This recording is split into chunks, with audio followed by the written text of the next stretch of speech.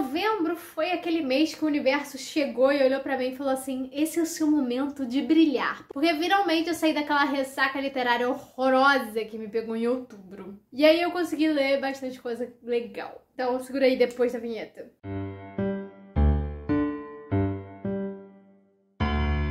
Olá, sejam muito bem-vindos ao canal, eu sou a Ana Luísa Temponi. Cara, nada mais saboroso depois de uma ressaca literária é você conseguir terminar de ler algum livro. Nossa, que sabor! Eu queria ter terminado mais coisa que eu comecei, queria, mas assim, botei minha mãozinha onde alcança, onde meu chapéu alcança. Então, mas quando não dá, a gente abraça o que deu pra fazer e fica feliz com isso daí, porque o que importa é o prazer da leitura, não é mesmo? E não a quantidade de livros que você lê. Enfim, vamos falar logo dos livros pra gente não enrolar aqui. Aí, lá em abril eu comecei a ler Mistborn. E eu terminei de ler no início de novembro. 6 meses depois, terminei Mistborn do Brandon Sanderson. Eu já tinha lido outro livro do autor, que foi Skyward. Só que tem uma pegada diferente, que é uma pegada young adult lá, é um livro de sci-fi. Eu li há muitos anos atrás, por sinal, eu quero continuar a série. Mas em algum momento no futuro, não sei quando vai ser. Eu queria ler um dos livros mais famosos dele, que é esse daqui, e eu falei, bom, vamos, né? Só que aí eu li em doses homeopáticas, porque o ritmo dele me fazia ler ele aos pouquinhos ali ao longo dos meses, enquanto eu lia outras coisas, porque senão eu ia entrar numa ressaca mesmo. Embora eu tenha gostado muito dessa história aqui, o ritmo dele é um negócio que me deixa bem doida. Mas eu já explico já já. O importante é que funcionou. Eu já conheci esse livro antes porque um amigo meu é apaixonado pelo autor e por essa história. Ele já tinha me contado e eu já tinha ficado interessado na época. E aí depois que eu entrei pras bookreads, isso aí aumentou porque o que acontece? Eu via muita gente fã de fantasia falando dessa história e tal. Eu falei, vamos, né? Vamos. Uma hora a gente tem que, né? Não, a gente não tem nada. Você tem que só se você quiser. Mas enfim, eu quis ler mesmo Mistborn. Esse aqui é o Império Final, embora não esteja escrito aqui na capa. É o primeiro livro da Primeira Era, porque tem outras eras aí. Na verdade, tem uma segunda era. E eu não sei.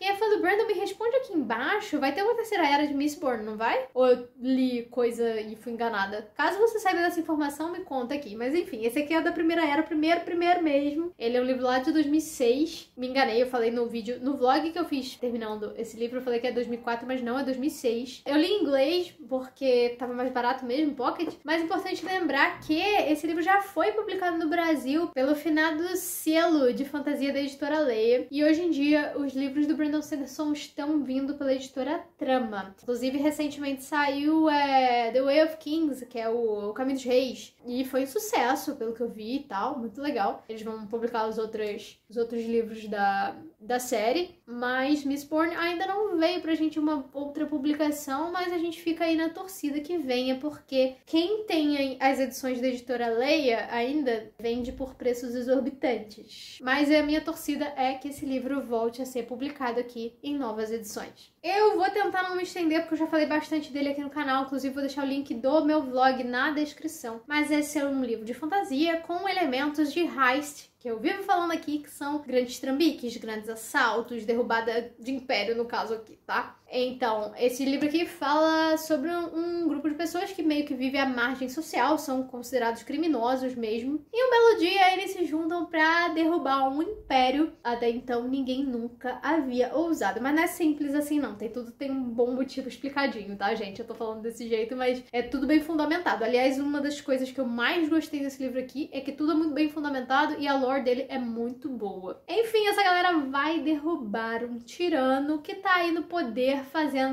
cometendo 585 atrocidades por segundo. E quem vai liderar essa galera é o Kelsier, que é um Mistborn. Ele sobreviveu a algo que não era pra ele ter sobrevivido e ele despertou pra esse tipo de magia que tem no livro. Esse tipo de magia que, assim, comenta aqui no primeiro livro é a alomancia e consiste em... eles queimam metais, né? Eles manipulam os metais de acordo com o tipo de magia que a pessoa é mais propensa. Então, ele tem um sistema de magia muito bem explicadinho, é muito interessante. Quem é um Misting, né? Tem a propensão para um tipo de habilidade, para um tipo de magia, e para essa magia ser eficiente, ele tem que queimar esse metal X ou Y. E também a gente tem a versão digievoluída da coisa, que é o Mistborn, que é aquela pessoa que tem a capacidade de manipular mais de um tipo de magia, eles conseguem queimar mais de um tipo de metal ali. É tipo um Avatar, a lenda de Aang ou Korra. Tipo, é a analogia que eu consegui fazer. Mas, gente, isso aqui é só uma explicação muito resumida, tá? Enfim, o Kelsier viveu muita coisa e sabe de muita coisa pra não deixar que esse império continue aí assolando a vida das pessoas. E aí ele resolve juntar essa galera, ele já tem conhecimento de umas certas pessoas ali, que ele quer juntar e tal, que podem unir o pensamento com ele. E aí ele resolve criar esse plano praticamente improvável, praticamente morte certa pra todo mundo. E também ele esbarra numa menina chamada Vin, que mais tarde a gente descobre que ela também é uma Mistborn. Enfim, a história vai girar em torno desse plano, desde a parte primordial mesmo de planejamento de algumas ações que eles começam a realizar pontuais ali nesse local. É muito engenhoso. Então a gente vai dos pequenos atos aos grandes atos que começam a minar esse império. Tem vários personagens carismáticos e assim, é o tipo de narrativa que vai agradar bastante as pessoas que gostam dos detalhes minuciosos, aquela coisa assim, sabe? Então, pra mim, ele teve um ritmo bem lento, porque ele explica muita coisa. Tá tudo bem, é só um jeito de contar a história, não é uma crítica, tá? Eu normalmente prefiro narrativas mais ágeis, mas isso não tira nenhum mérito de uma narrativa mais devagar. Mas eu gostei muito da história e isso me fez seguir em frente de qualquer forma. Então, como eu tava falando, o ponto alto desse livro pra mim é a lore e como ele posiciona a história no meio desse mundo que ele criou, um mundo muito palpável. Você se sente muito angustiado ali no meio desse... Aliás, é um mundo muito angustiante. Eu sinto que ainda não é meu preferido do Brandon Sanderson, eu acho que ele vem aí, mas é um autor que é bom de acompanhar, então eu pretendo ler bastante coisa dele ainda na minha vida. Inclusive, eu tenho alguns livros dele aí, eu tenho o Primeira Era todos de Mistborn e tenho o primeiro de Way of Kings. Eu pretendo continuar a ler coisas do Brandon Sanderson, apesar de não me identificar tanto com narrativas mais lentas. As histórias são muito boas, então vale a pena, sabe? Então fica aí a minha dica pro fã de alta fantasia, que caso ainda não tenha lido Mistborn, aconselho que leia. É bem interessante mesmo. Aí logo depois eu li Imago, da digníssima Octavia Butler. E com isso eu finalizei a trilogia Xenogênesis que eu havia começado no ano passado e terminei agora mês passado.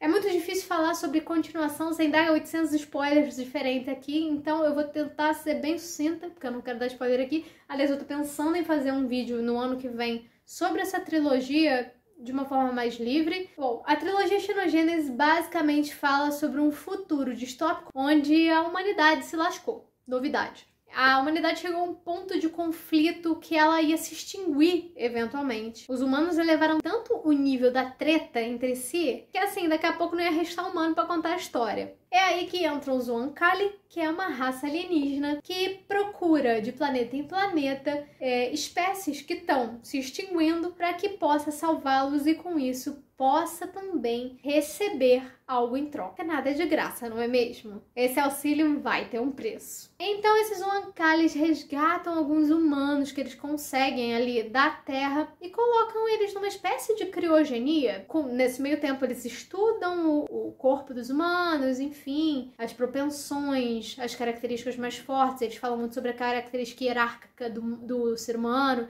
que é o que derrota eles no fim das contas. Enfim, esses humanos ficam nessa criogenia por mais de 200 anos, até que eles começam a pontualmente despertar alguns para que eles possam repovoar a Terra. Só que a Terra tá de outro jeito, tá? Mas eu vou parar meu comentário por aí. Enfim, os Oankali são esses alienígenas que vivem de permuta genética para que eles possam se desenvolver. Eles aprendem com genes humanos e trazem o melhor daqueles genes para eles e descartam o que não serve. Eu não diria que eles são maus nem bons. Eu diria que para você ler o livro e tirar suas próprias conclusões. Então, nessa trilogia, no primeiro livro a gente vai ter uma visão super mais humana, a segunda a gente vai ter uma visão alienígena e o terceiro a gente vai ter uma mistura das duas. De uma forma muito legal, inclusive. É uma trilogia que é maravilhosa do início ao fim, é uma trilogia da década de 80. Não é aquele tipo de história com grandes plot twists e tal, é uma coisa mais reflexiva, tem grandes críticas sociais, econômicas, etc, etc, etc. E mesmo assim, mesmo sem ter esse movimento mais frenético, ele não deixa de ser importante, de ter reflexão importante. E eu amei a conclusão da história, eu achei que não podia ser de outra forma, só consolidou o quanto eu gosto do jeito que essa autora escreve.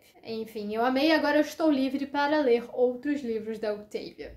Aí logo depois eu li Um Estudo em Vermelho, do Arthur Conan Doyle, que é a primeira aventura que o Sherlock Holmes encontra o Watson. Esse aqui, como é de conhecimento popular, eu não vou estar entrando em detalhes sobre a trama, e sim só sobre o que eu achei. Assim, eu gostei muito das 40 primeiras páginas que eu li, assim, meu Deus, isso é maravilhoso, tá? E eu gostei muito da dinâmica do Sherlock e do Watson, e isso pra mim foi o que me pegou, o que eu achei de ponto positivo maior, foi essa relação deles dois, eles têm uma dinâmica muito legal, mas a traminha de mistério em si não me pegou. Eu achei só, poxa, ok, não foi ruim, mas eu não achei aquilo tudo que eu pensava que ia achar. Olha a redundância na frase, mas vocês entenderam.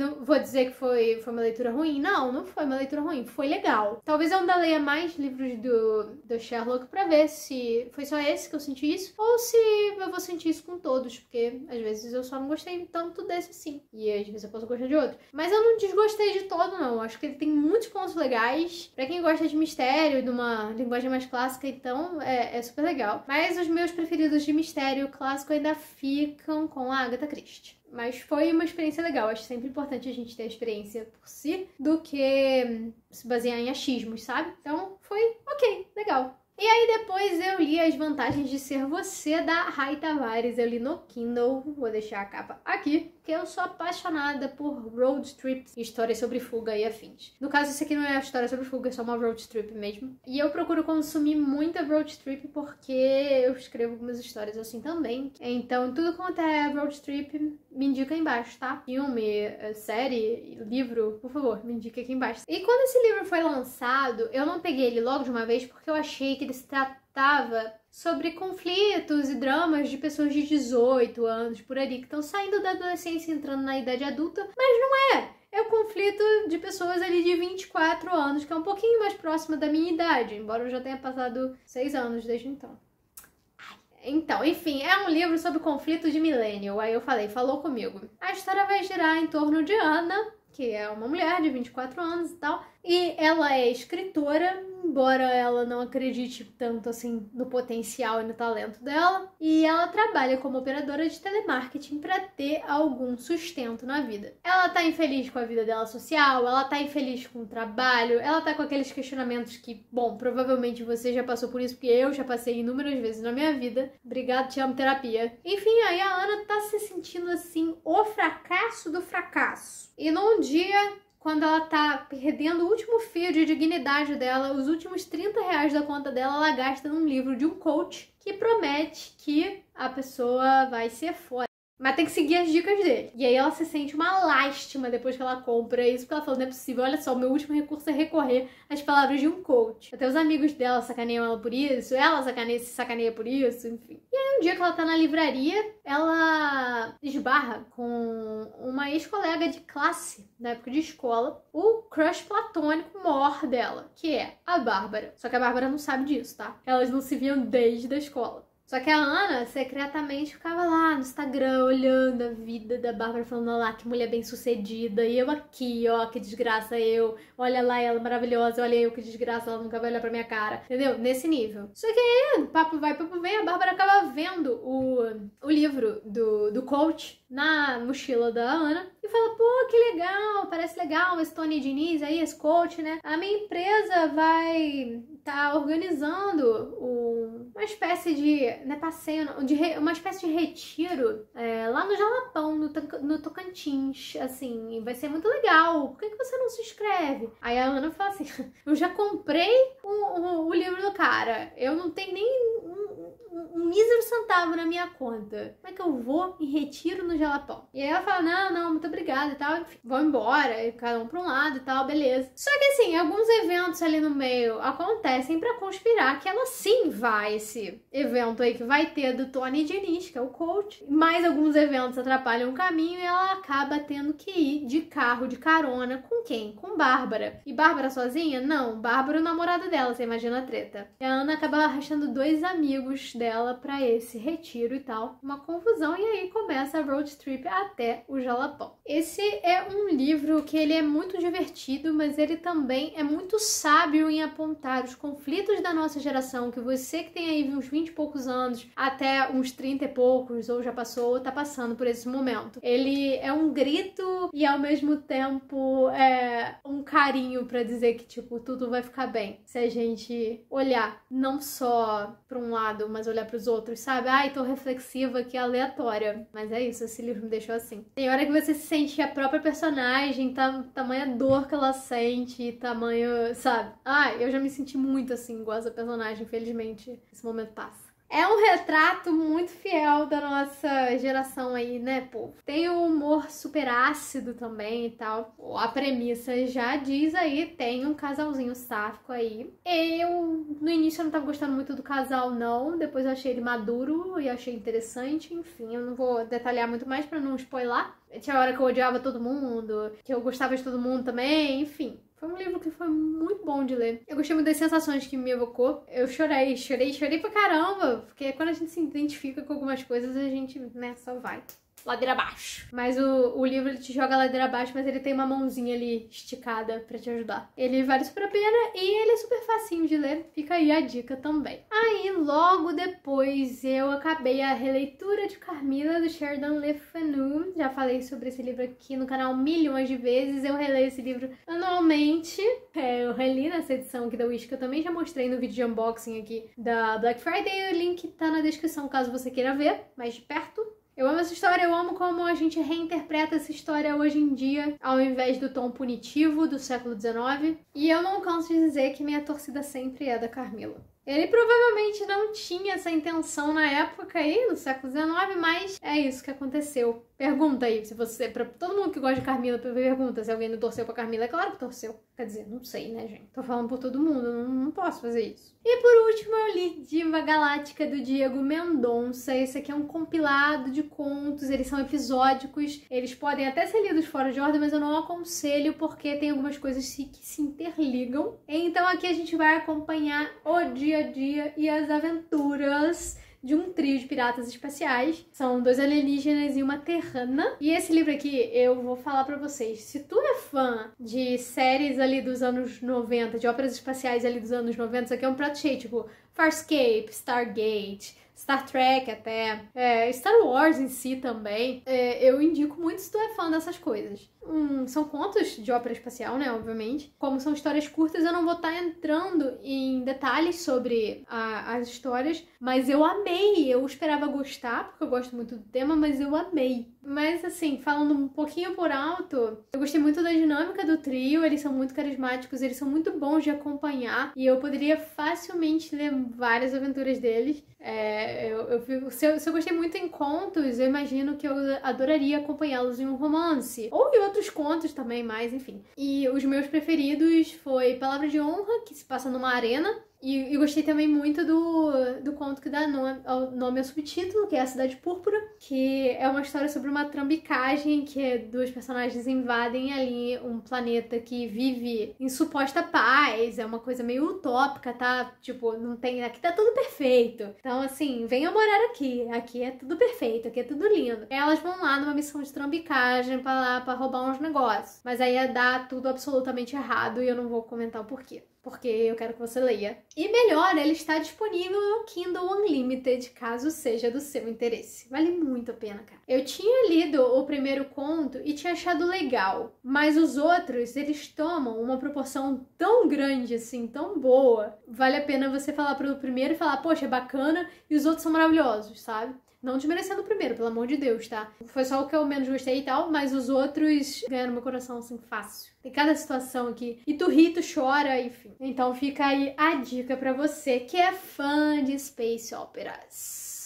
Então, se você é novo no canal e gostou do conteúdo, não se esquece de se inscrever aqui embaixo e, se puder, deixa aquele like para me ajudar, agradeço muito. Se você já leu algum desses livros ou tem vontade, comenta aqui embaixo. Aproveita e me conta também qual foi tua melhor leitura de novembro. E é isso, gente. Muito obrigada por assistir o vídeo até aqui e até o próximo vídeo. Tchau!